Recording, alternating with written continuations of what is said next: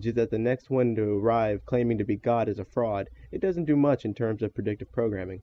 But with Masonic and Illuminist symbolism unconcealed, it has hidden in plain sight written all over it. As synchronicities go, the most puzzling involved the terrorist attack on 9/11. Now, statistically speaking, some of these have to be coincidences, but others violate the odds outright. Over and over again, 9/11 appeared in everything from movies to comic books. And what about the FBI's failed attempt in 1993 to bring down Tower 1? Why did none of the artists see that as the future? Why did they universally envision the top of the buildings being damaged rather than the bottom? Did they know the first attack would fail? Was it insider knowledge? Or was it something more? Surely the 9/11 inside job plan isn't as old as 1976. With symbols, the Illuminati piss on every tree they pass, so how could they conceal the plan for so long? And if they did conceal the plan for so long, why did they even bother bombing Tower 1 in 93 if they knew it would fail and the tower's eventual destruction involved damage to the top? In my opinion, these synchronicities stem from one of two sources.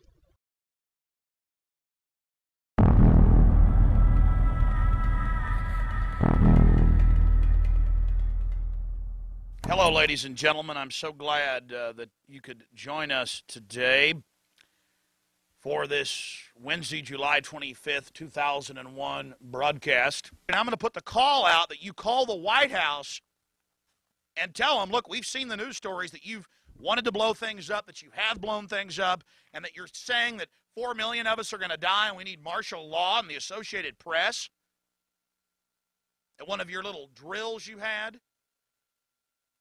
And that we're aware of who the terrorists are if you pull this. I want you to call these major newspapers. I want you to find out these statements were true by the White House about preparing for martial law. And I want you to let them know that if there is any terrorism, we know who to blame. The point is, if any terrorism comes, it's from this government. And if there was an outside threat like a bin Laden, who was a known CIA asset in the 80s, running the Mujahideen war, and whose family builds all the military bases over in Saudi Arabia right now, and sits on the board of Iridium Satellite, he's the boogeyman they need in this Orwellian phony system. I want the White House numbers up there now. A big part of this solution, after you research all the government terrorism and check out what I'm saying is true, call the White House and tell them, we know the government's planning terrorism. We know Oklahoma City and World Trade Center was terrorism. We know the Joint Chiefs of Staff wanted to blow up airliners, Baltimore Sun. If you do it, we're going to blame you because we know who's up to it. Or if you let some terrorist group do it, like the World Trade Center, we know who to blame. And you could save the planet. Now, Alex Jones didn't have insider knowledge in the classical sense. He was just reading the trends. But here's an example of real insider knowledge. What is Scenario 12D? We know it's a war game scenario, that it has to do with airline counterterrorism. Why is that important enough to kill for? Because it's no longer a game. But if some terrorist group wants to act out this scenario, why target you for assassination? Depends on who your terrorists are. The men who conceived of it in the first place.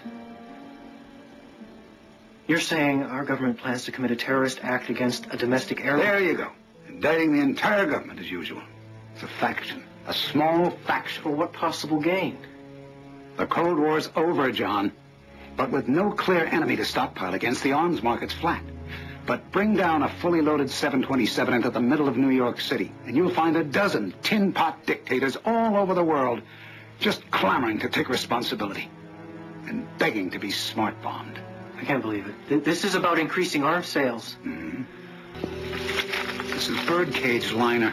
Wild-eyed crap right up there with Elvis as an alien and two-headed babies. You obviously read it. Don't be so damn naive. You're absolutely sure that this is the targeted flight?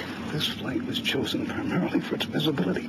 It's scheduled to pass over Manhattan on its way to Boston. You said they intend to bring us down in the middle of New York City? Buyers, your flight's going to make an unscheduled stop in exactly 22 minutes. The corner of Liberty and Washington, Lower Manhattan. World Trade Center. I'm going to crash the plane into the World Trade Center. I'll tell the flight crew.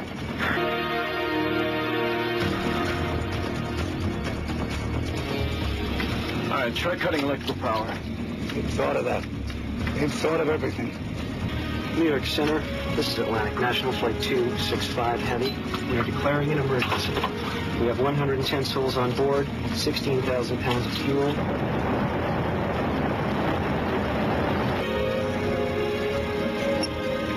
We've got manual override.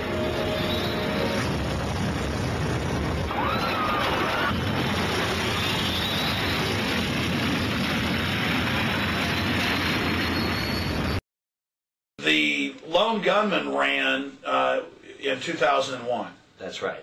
2000. It was a mid-season replacement, so oh yeah, right, 2001. We shot in 2000. January 2001 we started airing. When did you shoot the episode with the government secretly hijacking a jet by remote control to fly in the World Trade Center? Yeah, that we shot in March of 2000. On the morning of September 11th, 2001, you see a plot from the TV show you were in, to some extent, coming true. Tell us in a nutshell what happened in that episode. There is a government plot where they take a computer and basically override all the pilot's control systems, and by remote control are going to fly it into the World Trade Center in the series to start a worldwide war on terror, on terrorists. So what do you think it is, or any ideas or feelings or thoughts on that? You know, what is it? Is it an inside track, a conspiracy with the writers of Lone Gunman? Or is it that they were tuned into the news? And, I mean, Tom Clancy wrote it in his book, too, right? The interesting thing that I had heard, that this goes back before even Lionel Chetwin, that Chris Carter was at a cocktail party, and he felt very out of place, and apparently he was in a tuxedo way in the corner, and the psychic came over to him and said, whatever you're working on is going to make you a ton of money. And that was just before he did the X-Files. Well, that psychic I talked to, I go, what were you doing at the Hollywood party? She goes, I was hired by the CIA to go to parties and then just go home and email what I talked about at people. So the CIA has been tracking Hollywood parties since the 80s in order to determine, because, you know, Hollywood films are a... They set the agenda. They set a foreign policy, sort of. I mean, no, it's a projection. It's America's dominance. They admit a lot of it's Hollywood. Right. And so they want to make sure that all the producers and the writers, that nobody's thinking anything so radical or doing a movie that will completely undermine their foreign policy plans. And that they do that through sending women to parties and having them email. It's the weirdest thing. It's kind of creepy. Everybody I tell in Hollywood, all my actor friends, are kind of freaked out about it. This is Steve Jackson's card game, Illuminati, the game of conspiracy. From beginning to end, this deck reeks of insider info. The final goal of the game is, yep, you guessed it, none other than world domination, naturally. The sheer outlandishness of some of the cards desensitizes those outside of the know, but a deeper look reveals that there's not a single card in the deck that hasn't happened, isn't happening, or won't happen. Most of the cards depict a sinister brand of humor mixed in with knowledge of a deep insider. But we can't rule out the paranormal in this case. Steve Jackson, the game's creator, dabbles in magic. Steve Jackson, founder of Steve Jackson Games, owned a spin-off company called Illuminati Online, which eventually became a website hosting company whose servers were based in Austin, Texas. In 1990, the Secret Service raided Illuminati Online and ran off with their servers. After losing the case in federal court, the Secret Service was forced to return the servers and pay Illuminati Online $50,000. Then, in 1999, Wired magazine reports that a group of hackers broke into campaign website of then presidential hopeful George W. Bush, only to find out that George's website was hosted by none other than Steve Jackson's Illuminati Online. And while you try to contain your amazement, I'm going to analyze this guy's psychology. First, hosting your campaign website from Illuminati Online is completely unnecessary. Why not teddybears.com or praisejesus.org? It's not like other insiders need help identifying you. Your family has been calling for a New World Order since there was a New World Order. Just another example of them giving clues they needn't give. So, if not by insider info, then what's the other angle?